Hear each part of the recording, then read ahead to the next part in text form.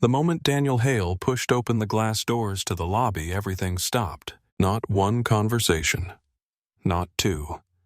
Every single voice, every laugh, every greeting, every piece of morning chatter cut off at the exact same second, as if someone had hit a switch that only worked when he entered the room. Dozens of eyes lifted toward him for one brief moment. Then all at once they looked away. A few turned their backs. A few stepped aside as if clearing a path he never asked for. Most pretended they hadn't seen him at all. Daniel didn't say a word. He didn't need to. The message in the air was unmistakable. He no longer belonged here. This was the place he'd devoted years of his life to. The place where he once solved crises before anyone else even noticed them. The place where people had described him as the one we can't replace. Yet today, they acted like he was an inconvenience blocking their morning routine. A junior analyst he had trained walked straight past him without a nod. A project manager he once helped on a tight deadline stiffened, lowered her head and hurried toward the elevators. Even the receptionist, someone who used to chat with him every morning, forced a polite smile that didn't reach her eyes. "Good morning, Mr. Hale." Her voice was flat, her gaze already shifting away before he could respond. Daniel scanned the room slowly. No one met his eyes. It didn't feel like judgment. It felt like orders. Across the lobby, the large corporate screens flashed the same message. Emergency board gathering 10:00 a.m. mandatory attendance. Every employee received the notice, except Daniel. He moved toward the security checkpoint, lifted his badge, and tapped it against the reader. No beep, no click, no green light. Nothing. Travis, the security guard who once greeted him with jokes about football scores, froze. He didn't look up. He didn't explain. He didn't move. "Is my access disabled?" Daniel asked quietly. Travis opened his mouth, closed it, then gave the smallest shake of his head, barely a movement, but enough. Behind Daniel, the whispers began. Why is he here? They already made the decision. Did anyone warn him? Warn him about what? Daniel stood perfectly still. He wasn't angry. He wasn't panicked. He was simply trying to recognize the building he once knew. He stepped back from the checkpoint, and Travis exhaled a heavy, guilty sound from someone who wasn't allowed to help. Then board member Hanlon walked toward him. Daniel expected an answer, or at least a question. But Hanlon didn't look him in the eye. He slowed only long enough to murmur, barely audible, "Daniel, you should go home." That was all. He kept walking, shoulders tight like a man avoiding a dangerous truth. Daniel barely had time to process the warning before the elevator dinged. Marcus stepped out. The CEO. The man who once called Daniel his right hand. The man who promised they'd build the company together. Now Marcus looked at him the way people look at a stain they hope someone else will clean. "Daniel," Marcus said, tone steady and rehearsed, "you shouldn't be here today." Daniel held his gaze. "I work here." "Not anymore." The words were simple. The smirk behind them wasn't. Marcus didn't explain. He didn't justify.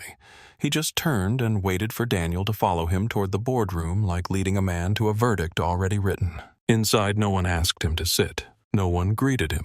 No one offered water. No one asked if he understood why he was there. They just presented documents he had never seen, and slid them across the table as if they expected him to sign without reading. False numbers, forged signatures, blame assigned neatly to his name. Hanlon tried once quietly.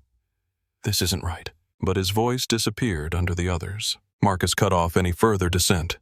"The decision stands," he said. "You're being removed." Then came the termination packet. A stack of papers, thick and heavy, pushed toward him like a final shove. Daniel didn't touch it. Instead, he placed a small yellow envelope on the table. The board members froze. Inside that envelope was a single sheet of paper, a message written in neat, urgent handwriting. "You were never supposed to survive this." Marcus inhaled sharply, shoulders tensing before he forced his expression back to neutral. Daniel didn't need to say anything. Marcus's reaction said enough. He turned and walked out. No one stopped him. No one apologized. No one acknowledged him. As he reached the elevator, a young board member, new to the politics, uncomfortable with the cruelty, whispered without looking up, "Don't go home." Daniel stepped out of the building into the noise of the city, where cars passed, strangers crossed the street, and the world kept moving as if nothing had happened. Then his phone buzzed. A quiet voice said, "Someone is already inside your apartment." The line went dead. Daniel didn't run. He walked steady, controlled through crowded sidewalks and empty alleys. His phone buzzed again. "They think you have what she hid. She died protecting it. The copy still exists. Daniel stopped at this next intersection, letting people move around him. A name appeared on his screen. Mara Vance. Quiet, efficient, unnoticed. A woman who resigned without so much as a goodbye. A woman no one mentioned again. He ducked into a diner tucked between two old storefronts. The owner recognized him but didn't ask questions. He just placed a glass of water on the counter with a subtle nod. Daniel sat at the booth near the window. Another message appeared. Find the place she went every day after work. That's where she hid the copy. Daniel looked out at the street at people living ordinary lives with ordinary worries. They had no idea that somewhere inside this city a truth someone died for waited to be uncovered. He didn't rush, he didn't panic. He simply understood. This had never been about him. It had always been about her. About what she discovered. About the evidence she hid in the one place no one had bothered to search. Behind him, the diner door closed with a soft sound that matched the clarity settling inside his chest. He wasn't running anymore. He was following the first step in a path she left for him. And everything that happened next began with the direction she trusted him to find. When Daniel stepped out of the diner, the air felt colder than it had going in. He checked his phone one more time. No new messages, no name behind the warnings, no follow-up after the line about the copy Mara hid. He could ignore it. He could disappear, leave the city, pretend he never saw her name. But if they believed he had what she left behind, they wouldn't stop just because he chose not to look for it. The only way out was through. He looked in the direction of his apartment building, and then in the opposite direction toward the company tower. He didn't turn toward home. He walked back to the place that had erased him. The lobby looked exactly the same as it had that morning, but the atmosphere had shifted from shock into something tighter, more controlled. People weren't caught off guard by his presence now. They were prepared for it. Conversations didn't stop all at once this time. They thinned, voices dropped, eyes sharpened. He crossed the space slowly, and it was almost worse than the frozen silence hours earlier. Back then, surprise explained some of it. Now every glance that pretended not to see him was deliberate. Travis stood at his post, back straight, jaw set. His hand hovered near the badge console. Try it again, Daniel said quietly. Travis hesitated, then nodded once, almost apologetically. Daniel tapped his badge. No beep, no access. Still nothing. Travis said, his voice lower than usual. When did they disable it? Daniel asked. Before the notice went out, Travis answered, then caught himself as if he'd revealed more than he should. That's all I know. Did Marcus tell you not to let me in? Daniel kept his tone even. He didn't have to. Travis replied. The system speaks for itself. They looked at each other for a brief second. It was the closest thing to honesty Daniel had heard all day. How did I get upstairs this morning, then? Daniel asked. Travis swallowed. They disabled it after you were already in the building. You were... He stopped again. I was what Daniel pressed. You were never supposed to be here when it happened, Travis said. That was enough. Open the gate, Daniel said. I can't, Travis replied. My access is logged. Every override is recorded. If I let you through, Daniel held up a hand. It's fine. He stepped away from the checkpoint, walked toward the side corridor where visitor badges were normally issued. The woman at the desk went tense as soon as she saw him. We're not issuing visitor passes right now, she said. I'm not a visitor, Daniel replied. She didn't argue. She also didn't move. From the corner of the lobby, a voice cut through. Mr. Hale. The director stood near the elevator bank, tie slightly loosened, expression unreadable. He wasn't part of the board. He ran the operational side of the building, the one Daniel used to work closely with when things needed fixing fast. Today, his face carried the kind of strain that came from being pulled in opposite directions. I'll take it from here, he said to the staff. No one objected. No one asked questions. The director gestured for Daniel to follow him. They rode the elevator in silence. On the 5th floor, the usual morning energy was gone. People stayed at their desks, heads down, headphones on, staring at screens without really seeing them. It wasn't focus, it was avoidance. As Daniel and the director passed, a few employees glanced up quickly, then looked away. One woman minimized a window so fast her hand shook. A man near the corner adjusted his chair so his back faced the hallway. They were not just ignoring him.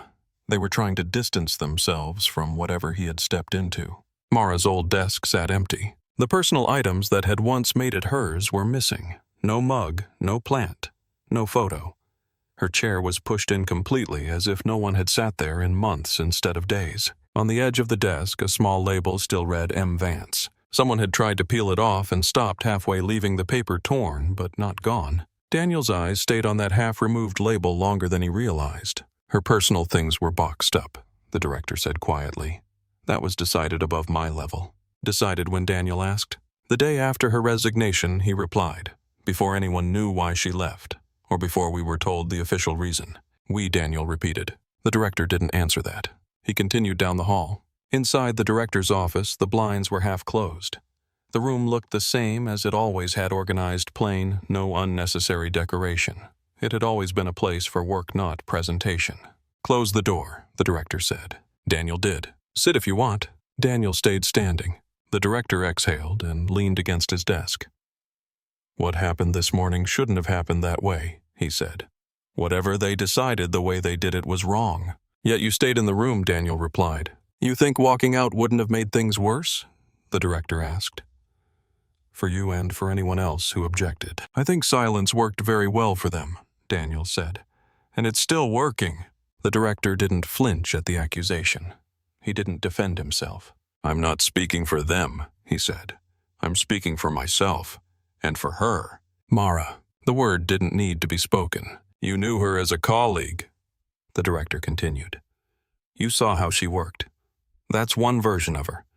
You need to know the other version, the one they were afraid of.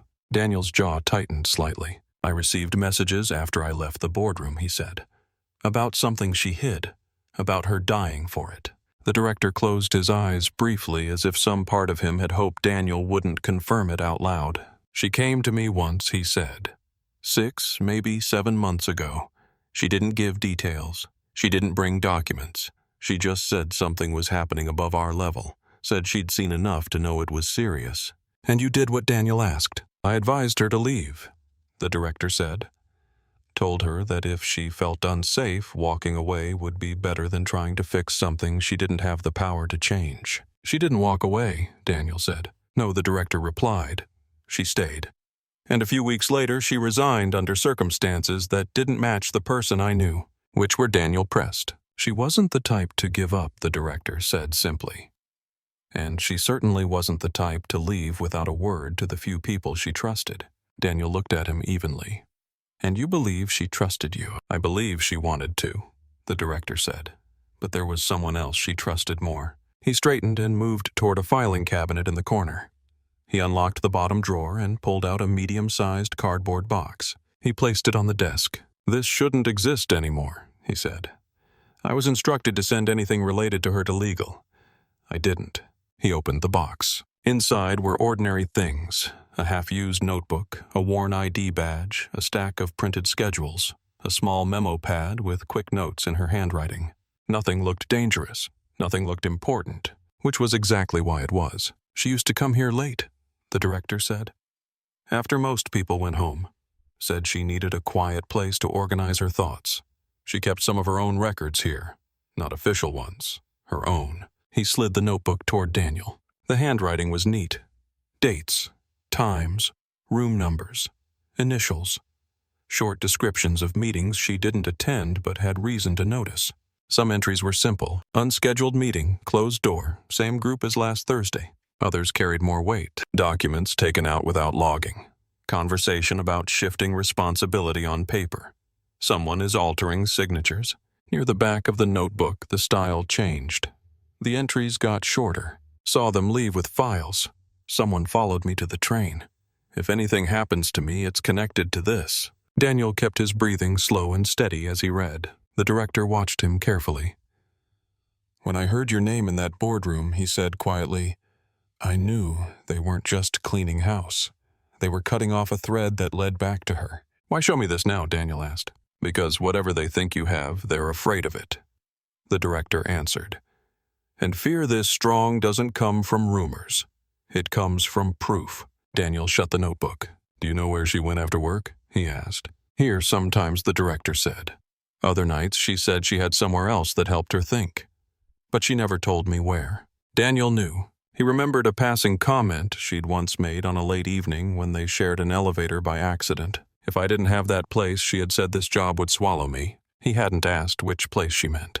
He regretted that now. The director closed the box halfway, leaving the contents visible. "You can take it," he said, "or you can leave it here.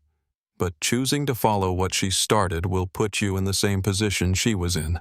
"I'm already in that position," Daniel said. The director nodded once. He didn't argue. "These people," Daniel continued, "they believed the company couldn't function without me a year ago. Today they acted like I never existed. That's how they operate," the director said. "When someone stops being useful, they don't just discard them, they erase them." "Then it's simple," Daniel said. "I stop letting them decide what exists." He picked up the notebook and slid it inside his jacket. The director didn't stop him. "Whatever you do next," the director said, "don't do it alone, if you can help it." Daniel didn't answer. He opened the office door and stepped back into the hallway. The same people were at their desks. The same screens were lit. The same routines played out. But something had shifted. He no longer saw this place as somewhere he'd lost. He saw it for what it really was. And as he moved toward the elevators past the half-peeled label with Mara's name and the faces that refused to look at him, one thing became very clear. He would not be the next person they erased without leaving something behind. He pressed the elevator button. This time, when the doors opened, he didn't wait for anyone else to get in. He stepped inside alone, the notebook against his chest, and rode down through the building he once held together. Already thinking of the place she had gone every day after work, the one routine they hadn't thought to watch closely enough. Outside the city moved normally around him, people walking cars, idling, lights changing, but every step felt like he was drifting deeper into someone else's unfinished life. He crossed the street without looking back at the tower behind him. He didn't need to. He could feel its eyes on his spine. Mara's entries replayed in his mind, one line louder than the others. "If anything happens to me, it's connected to this." Not a warning, a will. He headed east past the bus stop she'd used, past the cafe where she sometimes grabbed tea, past the familiar blocks where she blended into the crowd. He wasn't guessing her routine, he was tracing it. Because Mara never acted randomly. She had a pattern for everything. And then he saw it. A small public garden tucked between two old brick buildings, barely noticeable unless someone pointed it out. A place people walked past without thinking unless it meant something to them. The iron gate creaked slightly when he pushed it open. Inside it was quiet in a way that felt chosen. Benches lined a narrow gravel path. A few rose bushes sat near the fence, maintained just enough not to die. A single maintenance shed stood in the back, the paint fading, the door warped from weather. This was where she went. He remembered the way she'd once described needing somewhere to breathe. This place fit. Unremarkable enough to hide in plain sight, consistent enough for her to visit every day without drawing attention. Daniel walked slowly, studying everything. A gardener pushing a cart looked up briefly, then went back to trimming hedges. Two older women chatted near a bench. A teenager scrolled through his phone under a tree. No one paid special attention to him. Good. He circled the path once, twice, and paused when he noticed the shed door. Old, unnoticed, locked with a standard latch and padlock. A padlock that had faint scratches around its keyhole. Someone had opened it recently. He glanced around and approached casually. He didn't yank it. He didn't test it. He brushed his fingers over the metal as if checking for rust. Cold, recently handled. He stepped back and sat on a bench facing the path, forcing himself to breathe steadily.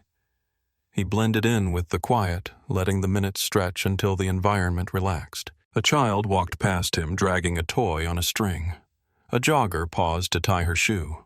The gardener crossed behind the shed, humming under his breath. Normal, all of it, too normal. Daniel pulled the notebook from his jacket and flipped to the end. Mara's last entries, and reread the final one. "The copy is safe, hidden where I can think clearly." This was the only place that matched her words precisely. The garden wasn't where she stored something permanently. It was where she stored herself, her thoughts, her fear, her last decisions. He closed the notebook and stood. As he walked toward the shed again, the director's warning echoed faintly. "Whatever you do next, don't do it alone if you can help it." Daniel pushed that aside for now. He had to see inside. He reached the shed door. From the corner of his eye, he caught movement, subtle, easy to miss. A man on a bench near the entrance, lowering his newspaper but not looking at the print. Another figure pausing too long near the roses. A shape behind the gate that had been facing the opposite direction just minutes earlier. He wasn't being watched by the neighborhood. He was being watched by them. Of course they were here. Of course they'd trace Mara's patterns, too. He didn't touch the lock again. He didn't turn around sharply. He pivoted naturally, as though he'd simply changed his mind, and began walking toward the opposite exit. If they thought he was here to retrieve something, he couldn't afford to confirm it. He walked at the pace of someone with nowhere to be. Not rushed, not tense, not aware. But he counted every footstep behind him. 3 distinct rhythms, 3 tails. They were good subtle enough that most people would miss them. But they weren't as familiar with Daniel's instincts as they believed. He walked past a playground, past a row of benches, and paused near a drinking fountain. His reflection in the metal gave him a clearer view behind him. The man with the newspaper. The man near the roses. A third near the gate, pretending to check his watch repeatedly. They weren't waiting for answers. They were waiting for him to lead them to the copy, which meant something crucial. They didn't know where it was either. Good. He straightened, slowly, wiped his hands on his jacket, as if the fountain water had splashed him, and walked toward the busiest part of the street bordering the garden. He didn't look back. He didn't hurry. But inside he was certain of one thing. If Mara hid the copy here, she didn't hide it in the shed. She hid it somewhere they would never look. Somewhere she could reach easily without attracting attention. Somewhere she visited every day, without going inside the shed at all. Daniel followed the sidewalk, letting the crowd swallow him, letting the tails struggle to keep up without exposing themselves. The notebook pressed against his side like a heartbeat. The answer was in her entries. He just had to read them the right way. And as he reached the corner and the city noise rose around him, he finally realized she never said the copy was hidden in the place she went after work. She said it was hidden there, not inside, not buried, not locked away. Just there, somewhere everyone overlooked. Somewhere she could slip something in without being seen. And with that understanding settling into place, Daniel knew exactly where he needed to go next, and why they were terrified he might actually find it. Daniel didn't go far. He only needed to cross the street, slip behind a row of parked cars, and step into the narrow alley between 2 apartment buildings. It gave him enough cover to disappear for a minute, just enough time to watch the garden from a different angle. The 3 men who had followed him were now pretending he hadn't vanished. The newspaper man stood up. The man near the roses shifted positions. The one by the gate walked a slow circle, scanning. They weren't confused. They were irritated. They had expected Daniel to lead them straight to whatever Mara left behind. He hadn't, and that small disruption worked in his favor. He leaned against the alley wall, opened the notebook again, and reread the lines with a different eye. I go there to think clearly. It's the only place that lets me breathe. Not in the building, not at home, just there. Those weren't descriptions. They were instructions. If Mara came to that garden every day, she wouldn't hide something in a place she had to break into. The shed was too obvious, too controlled. The padlock scratches meant someone else had already searched it. He replayed the scene mentally, the way the gravel path looped, how the benches aligned, the rose beds, the trees, the maintenance cart, and then it clicked. Every day the gardener walked the same path. Every day the maintenance shed stayed locked. Every day the benches stayed where they were. But one thing shifted constantly, almost invisibly. The trash bins, small green city bins placed along the path, emptied daily, moved slightly each time, touched by everyone, ignored by everyone. And in Mara's notes, one line matched perfectly. People don't look closely at what they think they already understand. Daniel stepped out of the alley and blended back into foot traffic, returning to the garden through the opposite entrance. His watchers spotted him almost immediately, repositioning with false casualness. He didn't go near the shed this time. He walked to the first bench, sat down, rested the notebook on his knee. Then slowly, deliberately, he tied his shoe. He used the motion to scan the trash bins. 3 of them, one near the roses, one near the fountain, one beside the maintenance path. Only one had a strip of dried tape stuck to its side. Faint. Overlooked. The kind of thing only someone who placed something there would remember. He stood up and walked toward it. Not directly, not urgently. Calm, measured, invisible. As he approached, the gardener passed behind him with the cart humming softly. The man by the gate adjusted his stance.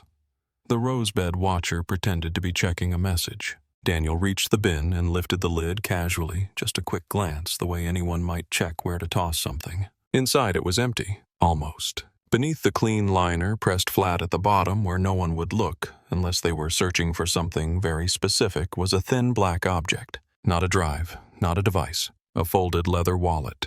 He froze only for half a heartbeat. A wallet was the perfect hiding place, ordinary, innocent-looking.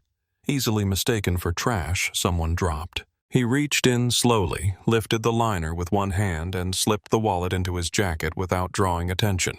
Then he let the lid fall naturally and walked away as if nothing happened. Not toward the exit, not toward the street. Toward the bench, a neutral place to sit, to think, to let anyone watching believe he'd found nothing. His pulse stayed steady even as adrenaline hummed underneath, but he didn't touch the wallet. Not here, not with eyes on him. He sat, let silence settle, watched the wind shift through the rose bushes. The newspaper man stood abruptly and left the garden. The gate watcher pretended to tie his shoe, then walked out seconds later. The rosebed man held his position for a moment longer, then followed. All three leaving at once meant only one thing. They weren't following him anymore. They were going to report that Daniel had failed to locate anything. He let them go. Let them believe they'd misjudged him. Let them walk straight back to whoever sent them with the same message they had started the day with. He doesn't know where it is. Only when they were gone, fully gone, did he reach inside his jacket and pull out the wallet. Black leather, no wear, no ID window, no brand.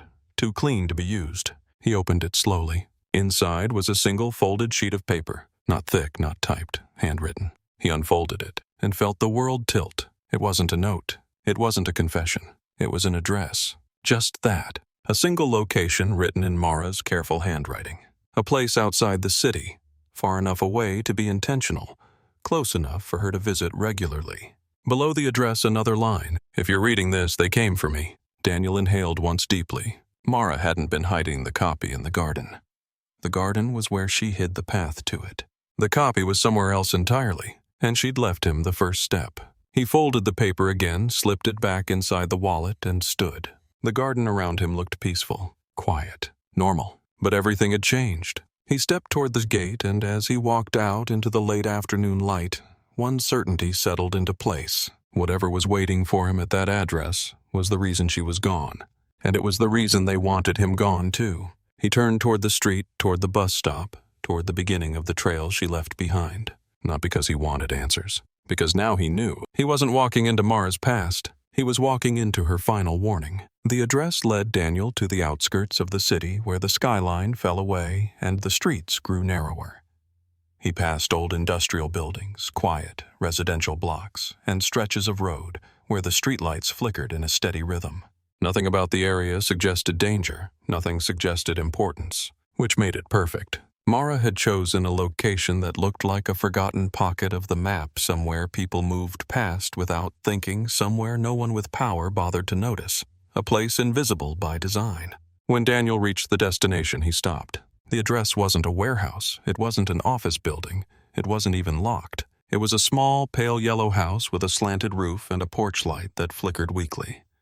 The lawn was cut. The walkway swept. Every detail suggested someone took care of it recently, even though the windows were dark. He checked the notebook again to confirm the number. There was no mistake. Mara had sent him here. He scanned the neighborhood with the same quiet precision he used inside the boardroom. Cars parked at odd angles, a woman pulling groceries from her trunk, a man smoking on a balcony across the street. Normal life. Nothing alert. No sign of the watchers from the garden.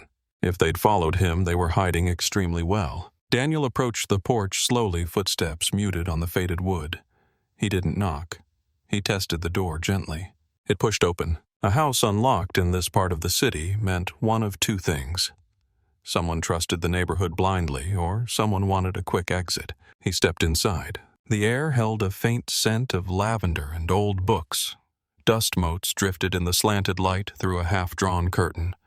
The furniture was simple, worn, but clean. Everything arranged by someone who cared about the space, but didn't have the luxury of time. "Mara," he murmured under his breath without realizing it. He moved through the living room, scanning surfaces. No photos, no personal items, no clutter. It was a place someone used, but not a home someone lived in. A safe place, a fallback, a place to think without being watched. He checked the drawers in the side table. Empty. He checked the bookshelf. Only paperbacks. He checked under the cushions. Nothing.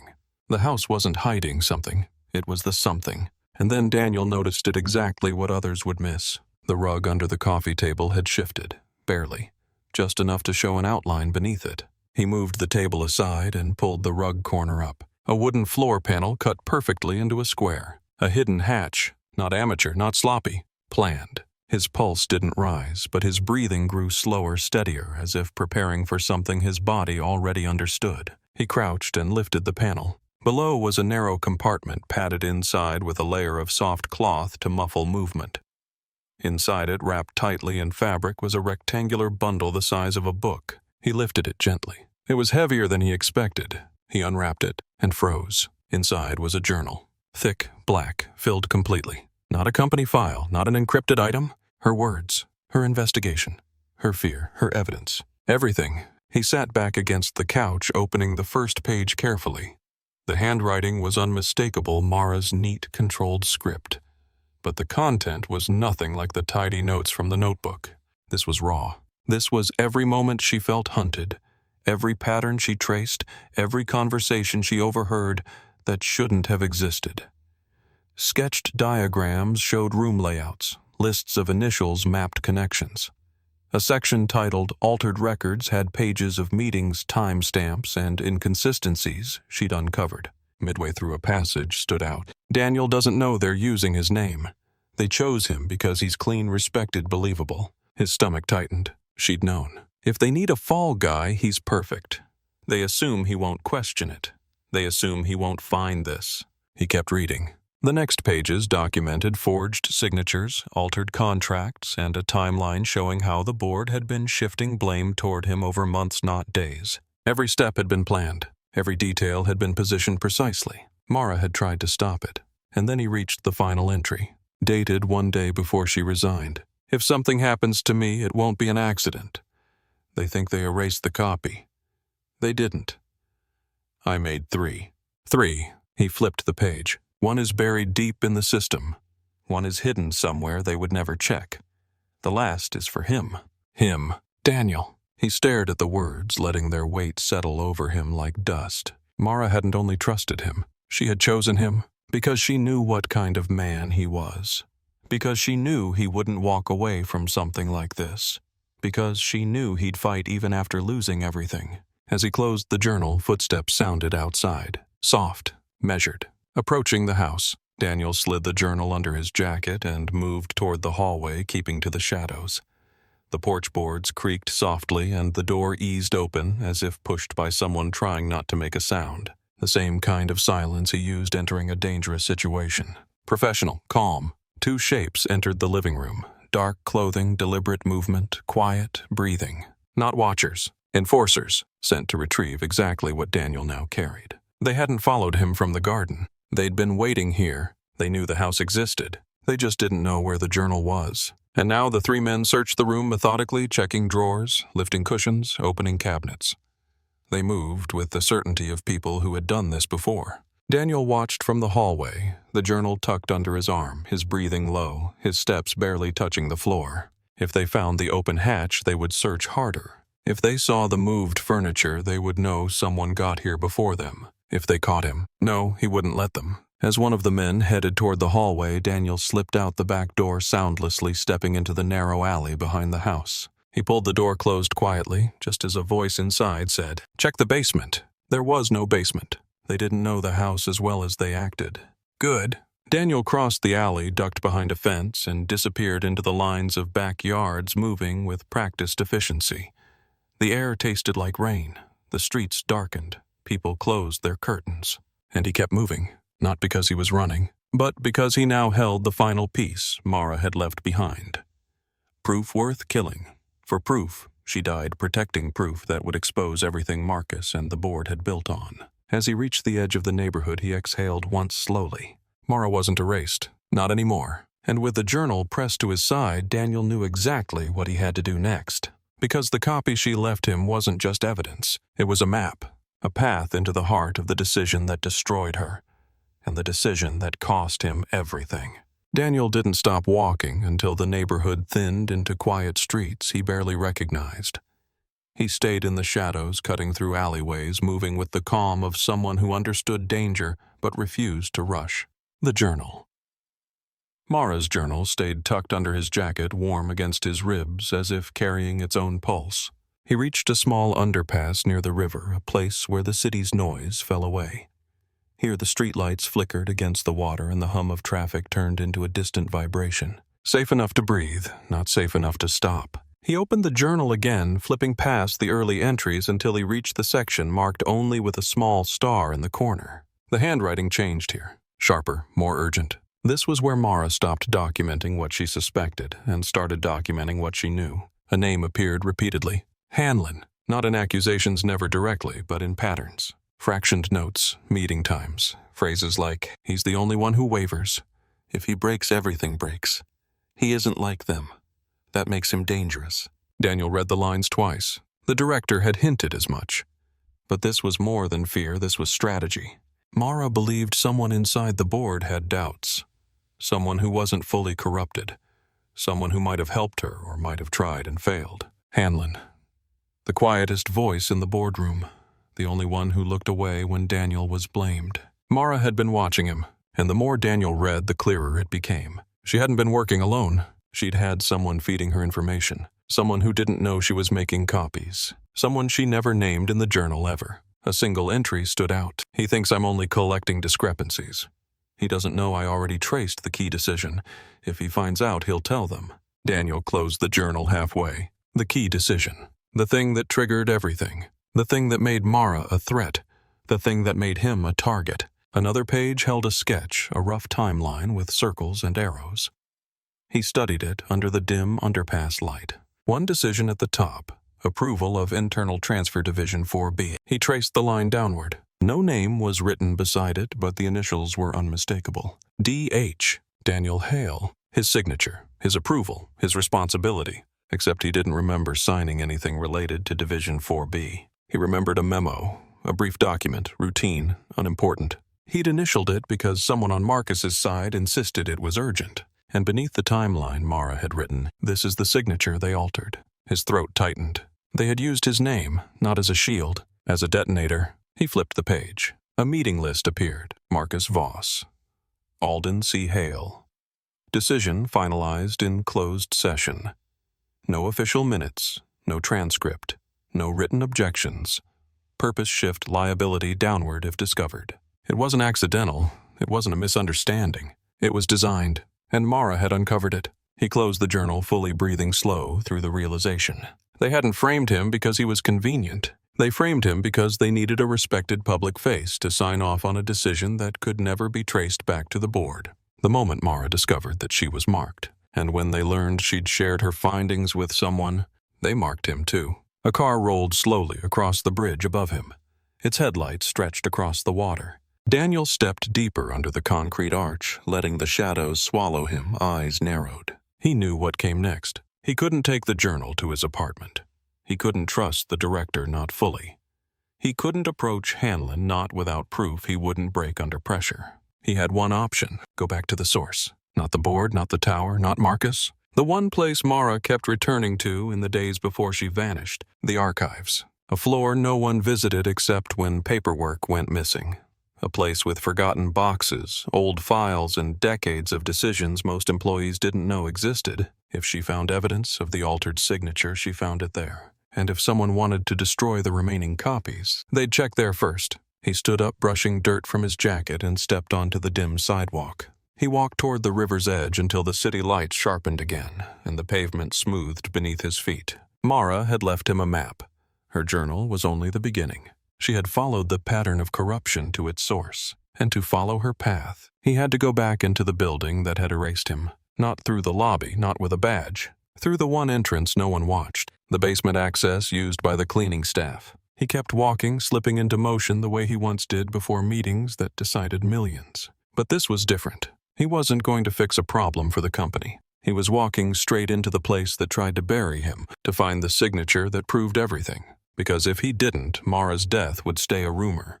His erasure would stay permanent, and Marcus would stay untouchable. Daniel stepped onto the empty bus heading toward the tower, keeping the journal under his arm, the city rolling past like a countdown. He wasn't afraid. He wasn't angry. He was ready. There was still one copy left, and he was going to find it where they never thought he'd return. Daniel stepped off the bus 2 blocks from the tower. He didn't approach from the main road where cameras watched every angle. He moved through the service alley behind the building past the dumpsters and loading dock where the concrete smelled of rain and old metal. This entrance wasn't glamorous. It wasn't meant for executives. And that was exactly why no one monitored it closely. He waited behind a column until the night shift cleaning crew arrived. 3 workers carrying supply carts chatting quietly in Spanish about weekend plans. They pushed open the service door with a key card that wasn't logged for employee access.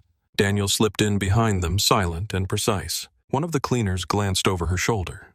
She didn't startle. She didn't question him. She simply nodded once, the kind of nod workers give to someone who looks tired enough not to be a threat, and continued pushing her cart. Most people saw what they expected to see. Tonight, he needed that more than anything. He took the stairs instead of the elevator. Archives were 2 floors below ground, beneath the levels used for storage and maintenance. Few employees even knew the corridor existed. Fewer cared. When he reached the bottom, he paused. The hallway lights flickered weakly. Old pipes hummed overhead. Paper dust hung in the air like remnants of forgotten decisions. A metal door stood at the end of the corridor. No lock, no keypad, just a sign. Archives authorized access only. He pushed it open. Inside, the air cooled instantly. Rows of metal shelves stretched into the dim space filled with boxes whose labels had faded over decades. The floor creaked under his weight. The silence felt heavy, but not empty, more like a place where voices once mattered, but had long since been muted. This was where Mara found the signature, where she traced the altered decision, where she realized Daniel had been targeted long before he knew it. He moved slowly through the aisles, the journal open in his hand, following her sketches. She had drawn the exact shelving layout, every row, every junction. She hadn't trusted memory. She didn't have the luxury of error. Row 3, Section B, Column 4. The box she marked had an old strip of tape across the lid. Someone had tried to tear it off and then changed their mind. Daniel reached up, pulled the box down, and set it on the floor. Inside were dozens of files, contracts, purchase orders, meeting notes. Ordinary documents. Too ordinary, until he found it. A slim folder marked Division 4B Transfer Approval. His chest tightened. He opened it. There it was, his signature. Except it wasn't his handwriting. Not even close. Mara had been right. They forged it. They used it. They built the entire operation on the credibility of a signature he never gave. And then he saw the second page. A printout of an internal memo with a timestamp matching the day he supposedly approved the transfer sent from an account he didn't use that week. The third page contained an email chain with his name in bold inserted in places where he had never been copied. The fourth, he froze. This wasn't just a record. This was the original document. Before they rewrote it. Before they erased the true signatures. And buried in the back of the folder behind a stack of audits someone had intentionally left unorganized was a flash drive. Not labeled, not logged, not listed in the archive index. A hidden item only someone like Mara would have known to search for. He picked it up carefully. This was the second copy, the one buried deep in the system. The one they thought they destroyed. The one they didn't know she kept physically backed up. He wrapped his hand around it and closed his fist. He didn't need to plug it in to understand it contained everything. Emails, signatures, meeting recordings. The exact sequence of decisions that linked Marcus and the board to the crime they pinned on Mara and the cover-up they blamed on him. He slipped the drive into his jacket. His footsteps echoed lightly as he stood. But another sound echoed back. Not his. A soft shift of weight, a breath. Someone else in the archives. He turned the corner quietly. 2 silhouettes stood at the end of the aisle. Not the watchers from the garden. Not the enforcers from the house. These men wore suits, board level. Daniel recognized them now that they stepped into the narrow light Alden and Voss names he'd seen in Mara's notes faces from those closed-door meetings. He didn't move. He let them step forward. The taller one, Alden, spoke first voice, even almost polite. "Daniel," he said, hands loosely at his sides, "you shouldn't be here." A familiar phrase, said with the same tone Marcus had used earlier. Daniel didn't answer. Voss gestured toward the box at Daniel's feet. "You've taken something that doesn't belong to you." "It never belonged to you either," Daniel replied. Silence. Alden's jaw flexed. "We can fix this," he said. "Walk out with us. Leave the drive. Let the company correct the record properly." Daniel held his gaze. "You forged my name," he said. "You buried her findings. You let her die." Alden's voice didn't change. "You're making this harder than it needs to be." He stepped closer. Daniel stepped back. Voss reached inside his jacket, not fast, not dramatic, just deliberate. Daniel didn't wait. He moved first. He didn't fight wildly. He didn't fight loudly. He fought with controlled efficiency, using the element of surprise and the tight aisles to restrict movement. One strike to the arm, a shove against the metal shelf, a twist of the wrist, a muffled gasp. Alden lunged. Daniel sidestepped. The man crashed into a stack of boxes, papers, exploding across the floor. Daniel grabbed the nearest object, a heavy ledger, and drove it into Voss's shoulder hard enough to drop him. He didn't stay to see if they recovered. He sprinted down the aisle, turned the corner, and slipped out the archive door. His breathing stayed controlled, but adrenaline sharpened everything. The lights, the cold, the faint thud of footsteps behind him. He climbed the stairs 2 steps at a time. At the ground floor, he didn't head for the lobby. He moved toward the loading dock. The cleaning crew was pushing their carts out. One of them held the service door open.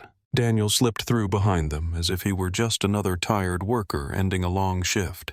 The night air hit him like a warning. He didn't stop moving until he reached the edge of the alley. He looked at the flash drive again. Small, unremarkable, but capable of bringing down the people who erased Mara, and almost erased him. He tucked it deep into his jacket. The street was dark, the city restless. Shadows stretched across the pavement, but he wasn't afraid of them anymore. He now held 2 of the 3 copies Mara had written about her journal, and the drive.